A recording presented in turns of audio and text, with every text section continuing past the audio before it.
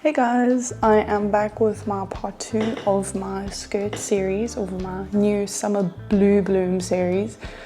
So yesterday I did go to the fabric store and I got 2 fabrics because I couldn't get my original fabric, which was this beautiful red plaid checkered sort of pattern.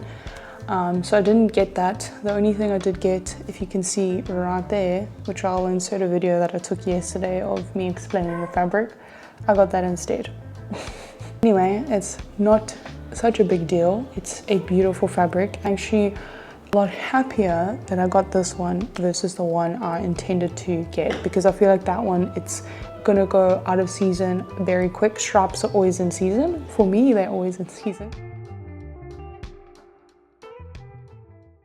This fabric was very expensive because it's 100% cotton, but it's just a blue and white striped pattern, 150 centimeters in width. It's like the length of my 2 arms if I were to stretch it. Fusible interfacing, what that means is that I can fuse this onto this to make it stronger, because this is very light. And another problem I found yesterday is that my skirt was sagging a lot because that fabric was so thick, and because of all the gathers, it was just sagging. It was making the yoke sag, which we don't want that. So this is what I got. Last thing I got was just my zip, which is a 30 centimeter zip. So basically what I've been doing this morning, it's currently 8:54. I was just redoing my mood board because obviously it's changed. Unfortunately for me, I am very forgetful and I did not download my previous mood board. So here's a video of my previous mood board. This is my new mood board, which is still got sort of the same themes, but I've just changed the coloring, the fabric, and obviously the fashion sketch. So it reflects what I'm gonna do. For my yoke, if you can see, I want the straps to be horizontal and not vertical. That a problem I had. Pattern piece was way too big in the back. It was literally gaping open. So this morning I just re-edited my back yoke to remove some of the center front seam.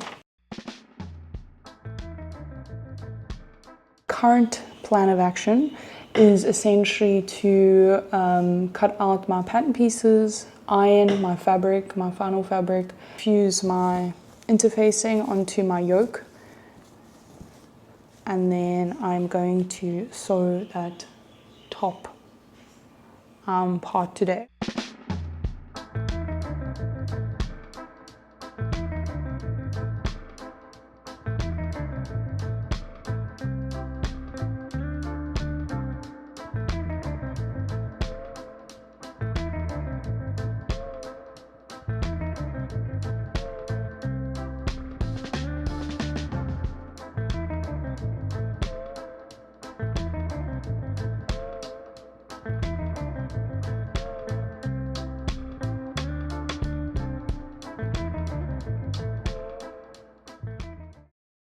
Finished interfacing all of my things, so you can see it's been interfaced.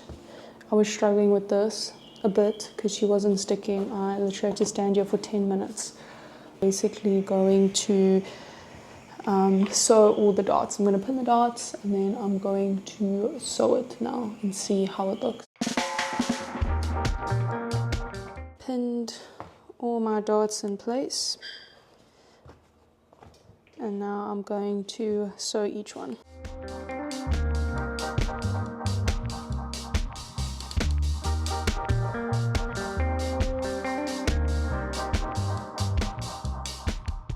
If anyone doesn't know, is that typically after you sew your garments, you always should press them. So that's basically what, done. Ironed it to one side. I don't know if I like this interfacing. It's causing a little bit of bubbling, which I'm a bit scared for, but we will see.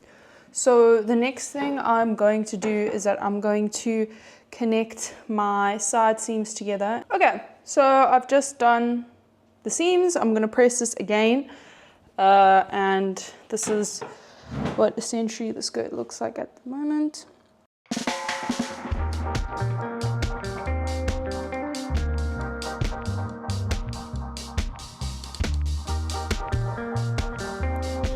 don't use highlighters.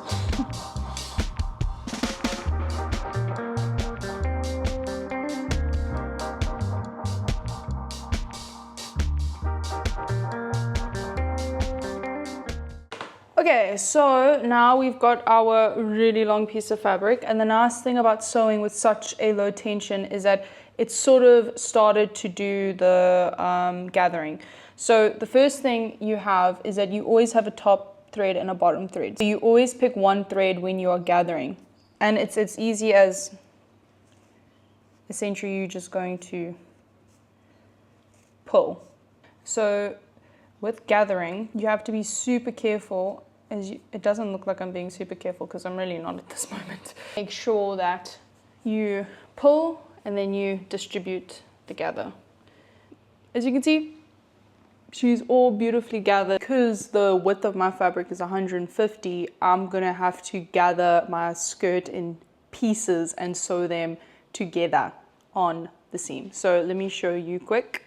So as you can see, I gathered it. My sewing machine did not break the thread today, which is great because it's such a lightweight fabric. And I've gathered it.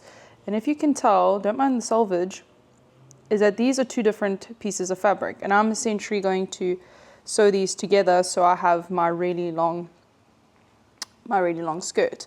I've pinned the two panels together and then I'm gonna sew that. And then I'm gonna pin the third panel into one of these and then sew it together and then see if I have enough. Let's hope, let's hope, let's hope.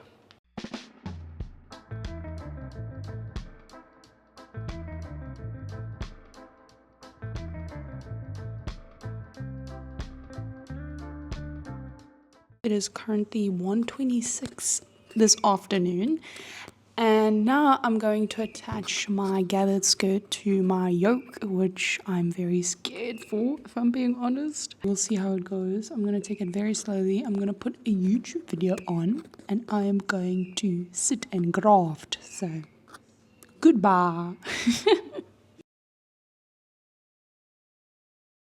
And she's done.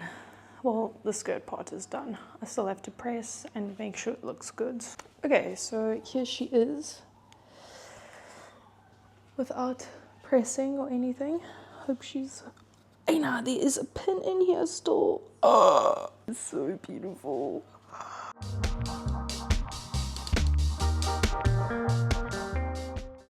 So as you can see, this is my waistline that I'm essentially going to attach now. I need to pin it down.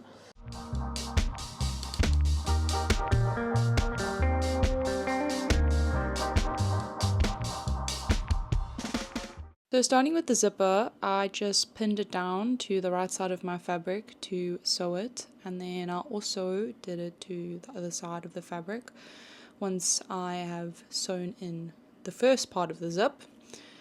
And this was very, very tedious. I don't know if you can tell, but it really was. And in this clip, I am talking to myself, even though I can't hear any audio, but there is my zip, and I'm just explaining if I should include a hook and eye, but it might start bulging. Here, I was just checking the fit of it, removing any loose threads, because you should remove any loose threads that are on it. Hemmed the skirt because it was looking a bit raggedy. I was going to do it anyway, and then after this I just pressed everything in place, as you can see, and I also just used the water from my iron to remove the water erasable marker for my dart so you can't see it anymore. And yeah, that's pretty much the skirt done.